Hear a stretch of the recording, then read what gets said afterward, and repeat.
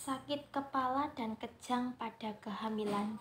Ibu hamil dengan keluhan sakit kepala atau kejang harus dilakukan anamnesa dan pemeriksaan fisik yang menyeluruh untuk mengetahui asal, rentetan kejadian, kemudian gejala dan tanda untuk membentuk susunan diagnosa pembanding dari keluhan sakit kepala atau kejangnya. Kemudian dipilih pemeriksaan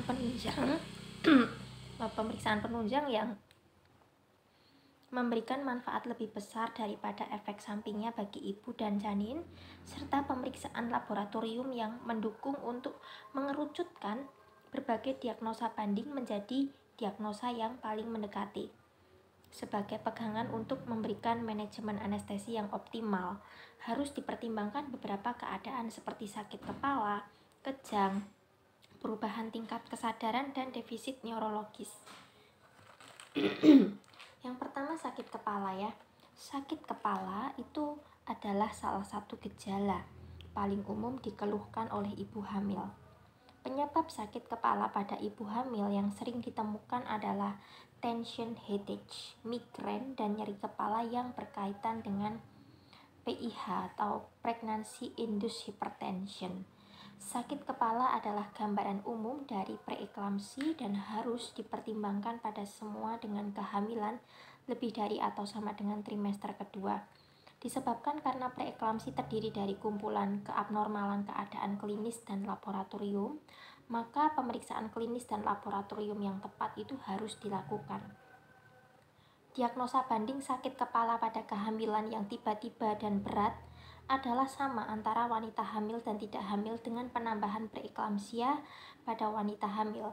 Hal ini termasuk pendarahan subarachnoid atau SAH, intracerebral hemorrhage atau ICH, trombosis vena kortikal, meningitis, dan space occupying lesion atau SOL, baik tumor ataupun abses. SAH bisa disebabkan karena pecahnya aneurisma cerebral, malformasi arteri vena atau AVM, ataupun disebabkan karena preeklamsia dan eklamsia. Yang kedua, kejang ya. Eklamsia adalah penyebab tersering kejang pada periode peripartum, sehingga jika seorang ibu hamil itu mengalami kejang, pertanyaan pertama adalah apakah pasien memiliki riwayat kejang. Pertanyaan kedua mengarah ke preeklamsia.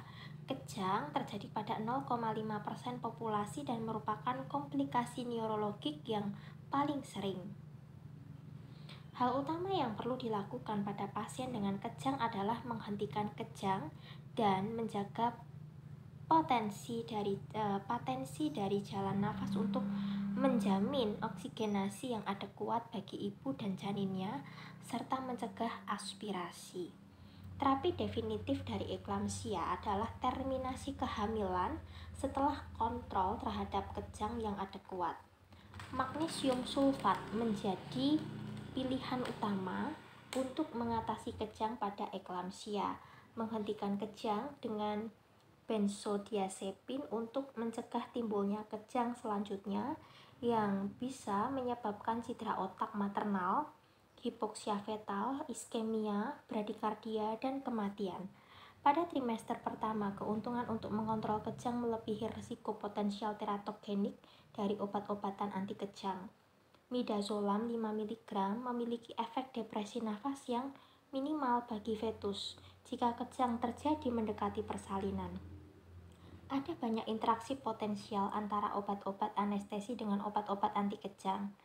Phenytoin menginduksi enzim-enzim mikrosomal hati yang berefek terhadap peningkatan pemecahan opioid, obat pelumpuh otot, dan agen anestesi volatil. Pada akhirnya menyebabkan perubahan dosis obat dan terbentuknya metabolit toksik seperti fluoride dari sevofluran. Beberapa agen anestesi bersifat epileptogenik, terutama pada kondisi hipoksia seperti methohexital, ketamin, etomidate, dan aliphatic phenothiazines. Antidepresan trisiklik menurunkan level ambang kejang.